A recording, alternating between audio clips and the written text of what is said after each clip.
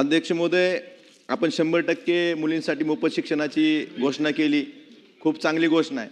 पण अंमलबजावणीमध्ये आदरणीय दादा अडचण काय येते? आपण ट्युशन फीस बाकीच्या फीस माफ केल्या, पण कॉलेज काय करतात? अदर फी, डेव्हलपमेंट फी या नावाखाली बाकीचे चार्जेस घेतात. म्हणजे असं खायचं ते असं खायला लागेल कॉलेज. मग ह्या बाबतीत सुद्धा आपण त्यांच्यावर काही निर्बंध आणले पाहिजेत ना.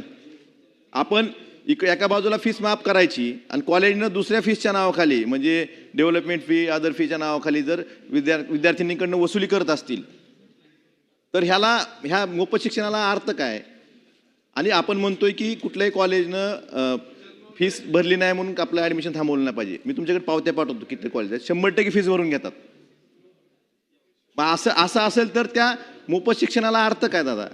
त्यामुळं ह्या ज्या गोष्टी आहेत विद्यार्थिनींना मोफत शिक्षणासाठी देतो, मी पावत्याच देतो दादा तुम्हाला. म्हणजे COEPचं पण मागास सांगितलेलं देतो मराठा विद्यार्थ्याचं आणि ह्याचं पण देतो तुम्हाला.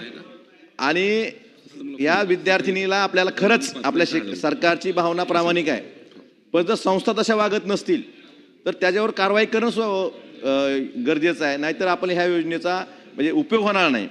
चला.